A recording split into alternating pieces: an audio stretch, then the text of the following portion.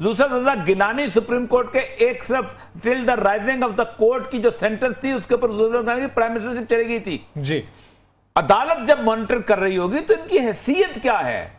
मैंने तो खौफजदा ब्यूरोक्रेट्स को देखा है इफ्तिखार चौधरी के सामने, हाथ पांव कांप रहे होते थे, जाके बताया करते थे यूसुफ रजा को, सर जी क्या करें, अदालत नहीं छोड़ती, हम आपका कैसे काम कर रहे हैं। ये तो वो लोग हैं कि जो लोग हमेशा अदालत का सहारा लेते रहे हैं। आपको सियासी प्रेशर हो, यार मैं तुम्हारा घर खाली नहीं करा सकता, मैं तुम्हारे मकान पे कब्जा में खाली, अदालत से ऑर्डर ले आओ मैं कर दूंगा। राइट। अब जीआईटी के बाकी लोगों की बात, अब आगे पाकिस्तान की फौज के दो नुमाइंदे। ठीक, अब दो फौज के नुमाइंदे जो हैं उनका मामला यह है कि वो तो सुनेंगे नहीं किसी की नहीं सुने। फौज की अपनी रेपुटेशन एट स्टेक है। जी बिल्कुल, क्योंकि अगर इन जीआईटी ने जी, और मैं ये बता रहा हूं, अगर इस जीआईटी ने, और लोग बहुत तेज हैं, इस आखिरी मरहले के ऊपर इस कौम को डिच करने की कोशिश की, तो इस कौम का मुझे लगता यह है कि वो जो एक इनकलाब के अंदर टिपिंग पॉइंट होता है ना, कि जिसमें कहा जाता है कि गधे के ऊपर आप लाठियां रखते जाते हैं, 1000 रख देते हैं, 1500 रखते हैं, 2000, अचानक 2001 रखते हैं तो गधे की कुव्वत बर्दाश्त जवाब दे जाती है और वो उछल खड़ा होता है।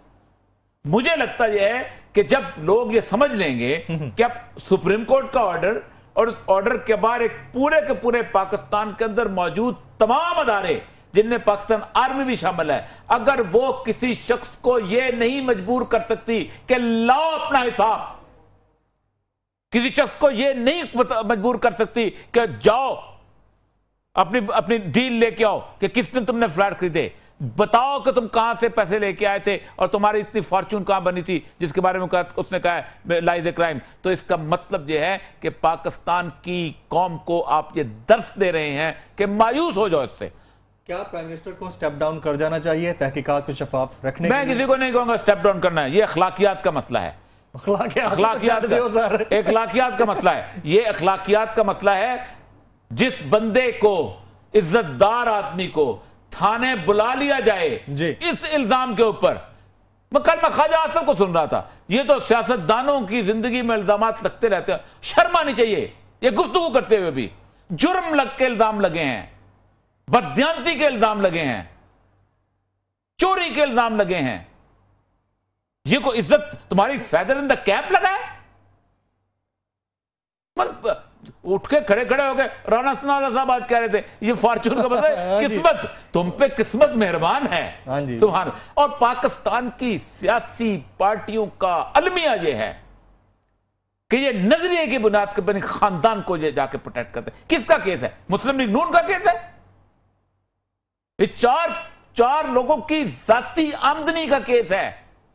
डूब मरना चाहिए पाकिस्तान की सियासत को और सियासतदानों को कि लोगों के खानदानों की करप्शन को डिफेंड करते हैं, बेचारे को जरदारी के लोगों या नवाज शरीफ के लोग। अब जरदारी साहब की बात आ गई है तो जरदारी साहब की बात कर लेते हैं। क्या जरदारी साहब का और चेयरमैन पाकिस्तान तहरीक इंसाफ इमरान खान का मुस्तकबिल में कोई अलायंस बन सकता है? और ये सब बहुत इंपॉर्टेंट क्वेश्चन है। मुझे नहीं लगता। नहीं, मुझे नहीं लगता। जरदारी साहब तो अपनी बॉडी लैंग्वेज से लग ये रहा है कि चाह रहे हैं कि कोई अलायंस नहीं। जरदारी साहब चाहता यही है कि इस इमरान पंजाब के अंदर एंट्री मारे, किसी के कंधे पे सवार होकर।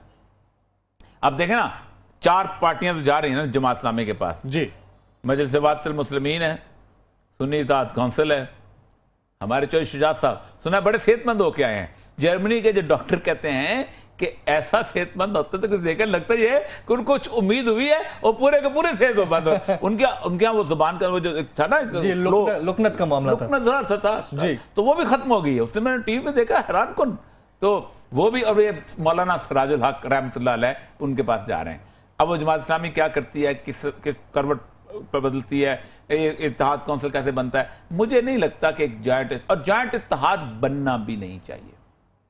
खरे को खरा और खोटे को खोटा आज हो जाना चाहिए। ये कोई मसला नहीं कि 5 साल आप करप्शन करो और दूसरे आपको गालियां दें, और 5 साल वो करप्शन करे और वो आपको गालियां दें, और उसके बाद इस कौम का बेवकूफ बनाने के लिए कहो कि हम इत्तेहाद करते।